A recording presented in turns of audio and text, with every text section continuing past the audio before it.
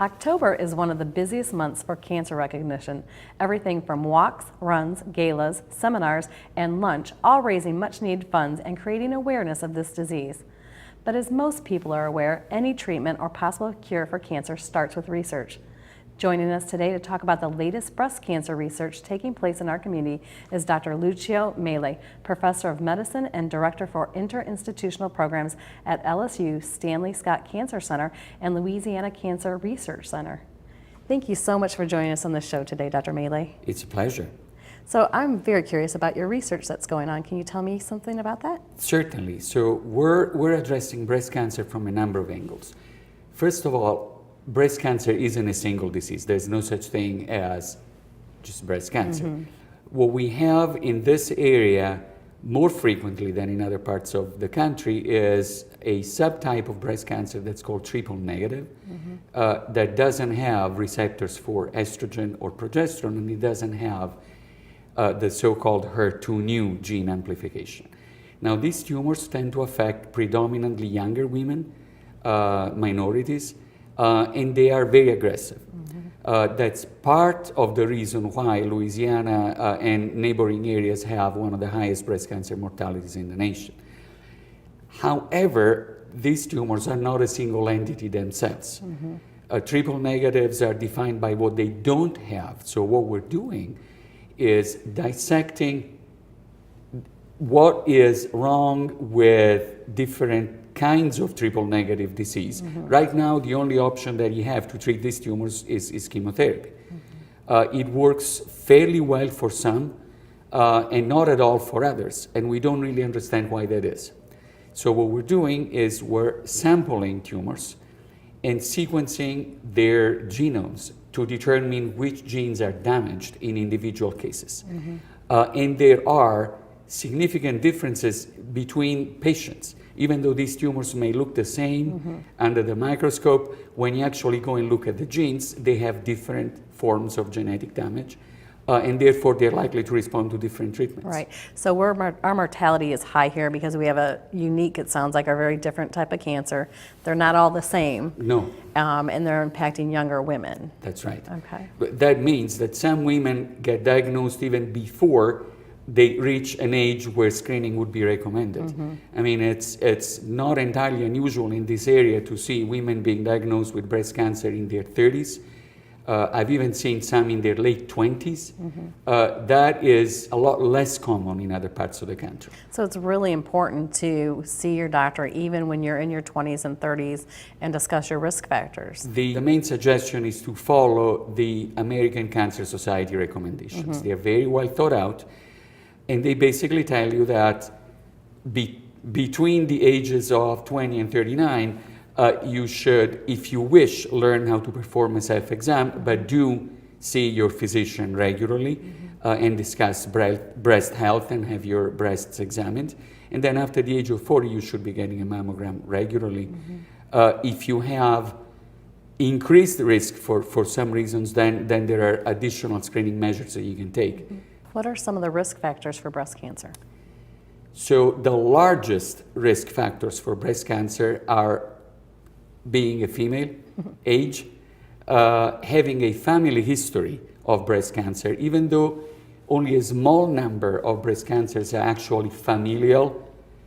Family history is very important, which tells us that there are genes we need to learn about that increase our risk of breast cancer. The best thing a woman to do is to see her doctor every year, starting in her 20s, discuss breast health and family history, and learn how to do self-breast exam. Well, I really appreciate you taking the time to be on our show today and provide this valuable information for our community. It's my pleasure. When we return, we'll be speaking with Darlene Santana of the Metropolitan Women and Children's Center about a topic that has been in the news lately, domestic abuse. So don't go away. We'll be right back with more Community Health Heroes. The recent NFL scandals has rekindled the discussion of domestic violence in our communities. Not since the high-profile OJ trial 20 years ago has the nation been so focused on the topic of domestic abuse. A report released a few weeks ago by the Violence Policy Center entitled When Men Murder Women stated that almost 2 out of every 100,000 Louisiana women were murdered in 2012, and almost all knew their attackers.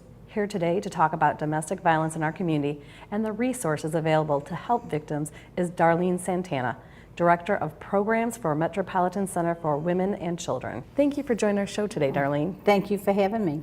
So that recent study showed that Louisiana ranked 4th for men murdering women. Can you tell me what constitutes domestic violence and abuse? Domestic violence is all about power and control. It's one partner controlling or exerting their power over the other. It could be physical abuse, emotional abuse, financial abuse, a number of things. It includes isolation, any tactic that the abuser can take to gain control over their partner. And I use the words partner because domestic abuse happens to men as well.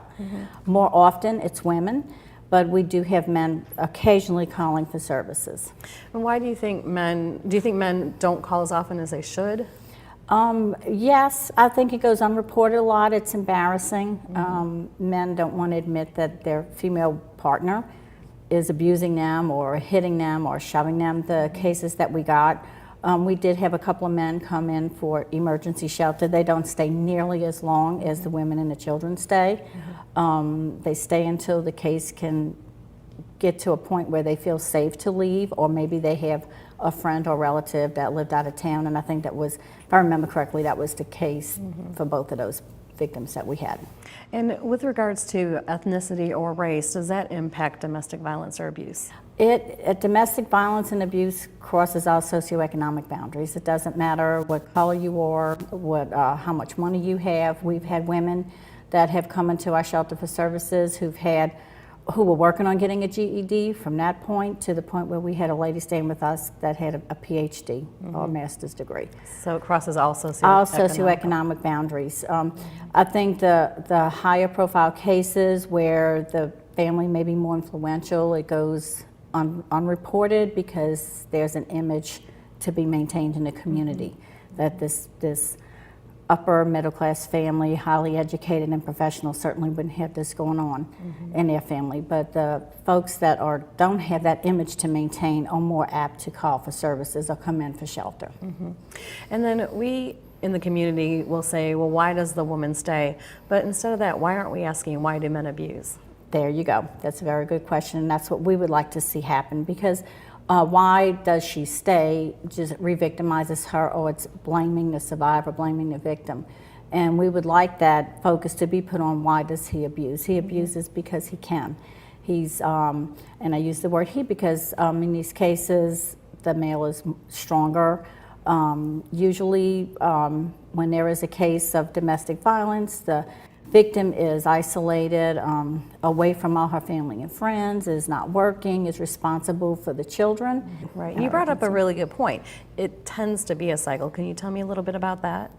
If you're brought up into it, if children are raised in a home where that's how they see their parents solve problems, is with their fists or with yelling or verbal abuse, that's what they learn. That's their role model. So as they grow up, they're abusing their partners or their girlfriends or boyfriends, and it just continues and continues. So we try to go into the schools, and I say try because sometimes it can be a challenge, but go into the schools and do education on healthy relationships, on dating violence, communication, anger management. And so that's how we hope to do that. Like you said, you're going to help break that cycle. And so currently, we have some programs going on, or somebody wants to get some more information about your program. How do they go about doing that? We're available on the website, on Facebook, and we have a 24-hour crisis line, and it's answered by a person, so you don't get press 1 to speak English. And our services are available in Spanish and Vietnamese. We have native speakers, a Hispanic social worker, as well as a Vietnamese social worker. So it's 24/7? 24 hours a day, 7 days a week, holidays, it doesn't matter. You just have to call 504-837-5400. We have a Facebook page where we post a lot of good educational information on our Facebook page and on our website as well. And I know our government locally is very aware of this problem, and we just had a recent session. And can you tell me a little bit about some of the laws that passed, or what the whole attitude is about domestic violence in our legislation? Oh, it was wonderful in Baton Rouge this past summer. The United Way from Southeast Louisiana, whom we are a partner with, Helena Moreno, Kim Sport, Charmaine Cassiope, the Louisiana Coalition Against Domestic Violence, of which we remember that coalition, all got together and we just lobbied in Baton Rouge, and we got some unprecedented legislation passed to protect survivors of domestic violence. The biggest one was with gun control, with if an abuser is convicted of domestic violence, and I believe it is that he can't have a gun for 10 years. His gun is removed. Another is a woman there's no waiting period for a divorce. If a survivor is seeking divorce, there's not that year-long waiting. No, it can happen right away. She can sue for support. Like an alimony in the old days. Something like that. Yeah. And I do believe that they also passed something that the man has to be educated on anger management.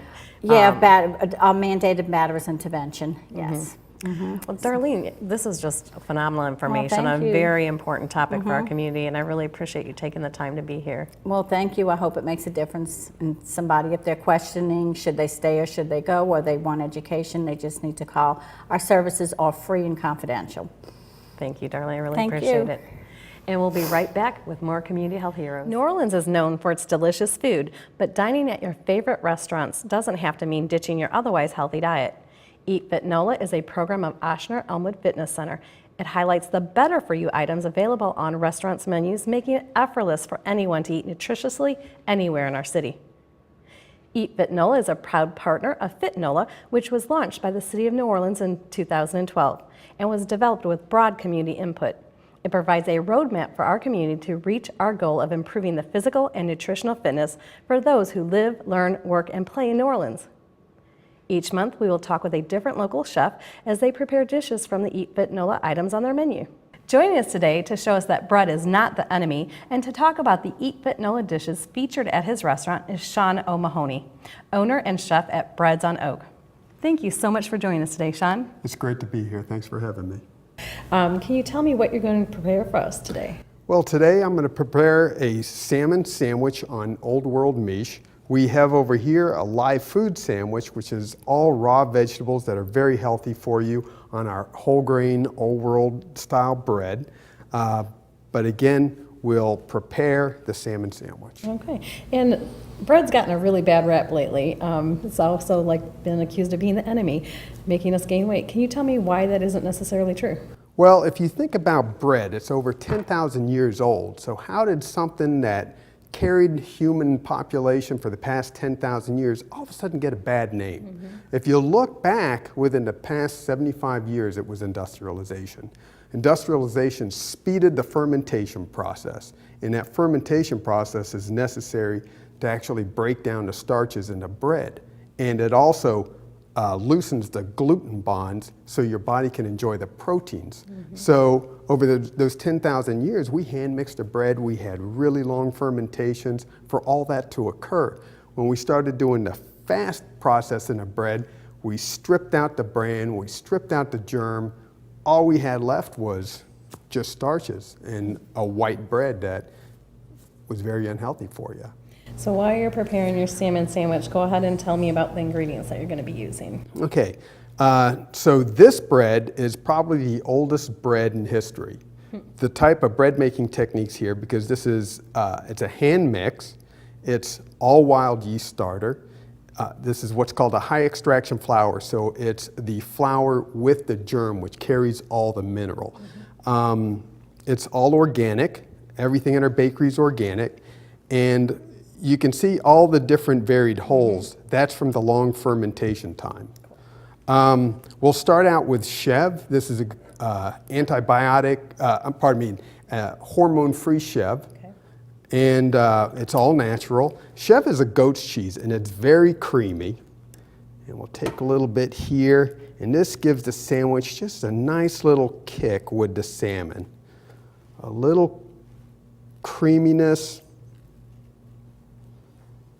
And so on your menu, can you tell me, are they mostly Eat Fit NOLA items, or tell me a little bit about the menu?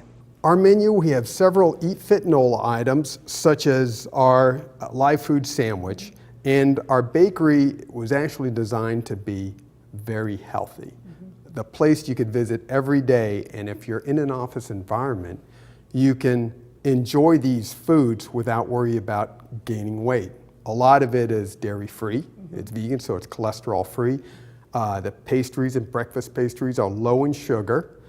So it is something that you can enjoy, not feel too full, and at the same time enjoy the benefits of freshly cut fruits that are in the pastries, freshly cut vegetables, as well as many of the grains and whole grains that we put in things such as our muffins. And the salmon, where did you get your salmon from? Now this is smoked wild Alaskan salmon. It's important to have things like to look for certain ingredients that will that make your diet healthy, and that's because, say, farm-raised salmon can contain a lot of antibiotics, and you don't want to introduce that into your system. So this is wild salmon from Alaska? This is wild salmon from Alaska, wild smoked salmon.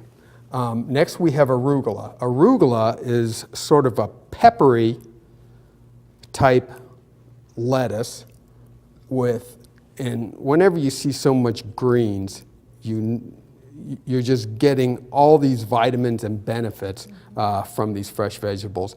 These are all organic, local. The next we have, these are roasted tomatoes. The tomatoes are roasted with some olive oil, salt and pepper, and we add a little herbes Provence on it.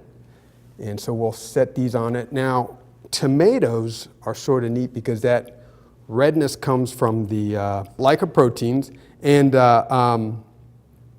tomatoes, of course, are wonderful cancer-fighting. They have a lot of antioxidant properties. And then if we wanted to find you, where would we find you at? Now, we're at 8640 Oak Street, Okay. towards the end of Oak Street, near the river bend.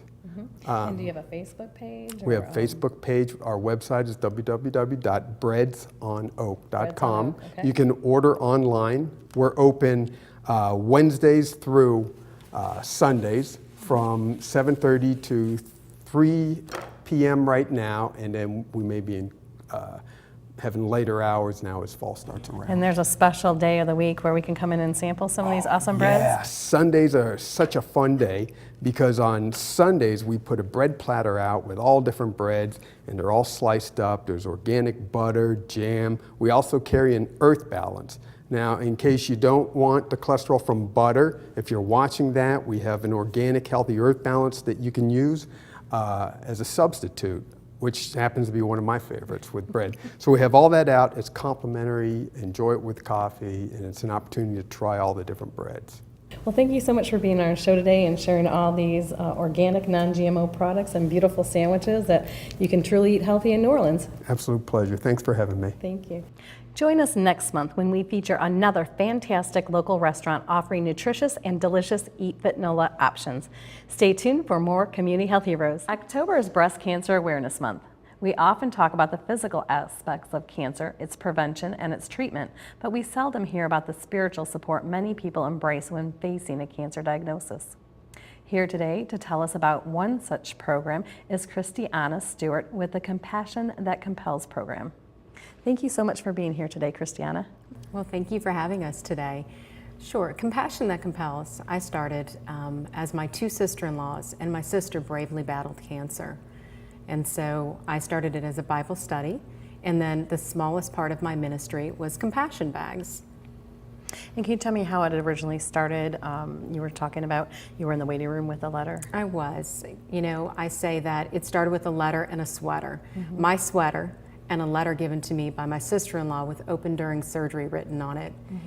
And as I passed the day in the waiting room and watched as different families received news, both positive and negative news, I would read this letter over and over again. And there's one thing that my sister-in-law, Sonia, told me. She said, while you're in the waiting room, you show someone your heart, Christiana. And so we just believe at Compassion That Compels, this life is just a waiting room. So we've spent pretty much the last 4 years plus showing our heart to someone. And tell me about your compassion bag. Oh, the compassion bags are my favorite. Thank you for asking. So the bag itself, I just tell people, compassion bags are for any woman battling cancer. Your cancer doesn't need a color or a month to get a bag. But the bag itself, because we have to sometimes, and I'm sure if you've been familiar, had any surgery, you're usually stuffing your patient belongings into this oversized bag that looks like a reusable freezer bag. So I tell people, if you know me well, I like two things. I like pink and I like cute. So the very first thing was the bag. The second thing that was in there is a warm blanket, and Mama Rosie here pre-washes all of our blankets and rolls them, and as she rolls the blankets, she prays over the blankets and the woman that will receive that blanket. She also starches the ribbons too. So the blankets, go ahead. This is so important though, because anybody that's been in a waiting room or recovery room, it's freezing in there. And so that is such a lovely touch. Well, I like to say, if you're not freezing, the person sitting next to you or the person that brought you probably is. Yes.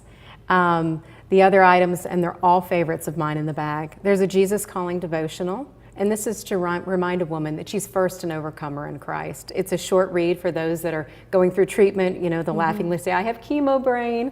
And so, but it's just really such an encouragement to them. The notebook, anybody that's advocated for somebody while they're walking through their cancer journey, and also the patient themselves, you know that doctors will come in and they have these long Latin sounding names. And I used to turn to my sister-in-law and I'd say, I have a feeling this is not going to go away with just antibiotics. So that's to write down those Latin sounding names that you know it's not going away with antibiotics. We have decaf pumpkin spice tea, and we have a reusable mug as well. And there's a spiritual purpose behind every item in the bag. So you have a special event coming up. Can you tell me about that? We do. We are reaching our 1,000th Cancer Overcomer since July of 2013. So we responded to the call, and since that point, we are going to reach that 1,000th woman battling cancer in 34 states so far. Wow. And can you tell me, if I want more information or my guests would like more information, how do we find out more about your program? Absolutely. Thank you for asking. We are a 501c3, and that means that if someone wanted to donate towards Compassion That Compels or request a bag and donate designated recipient, they can visit us on our website. It's compassionthatcompels.org. We're also Compassion That Compels on our social media as well. That's great. I thank you so much for sharing this valuable information with us, this wonderful compassionate bag, and for being on our show today. Thanks. So stay tuned. We'll be right back with more Community Health Heroes.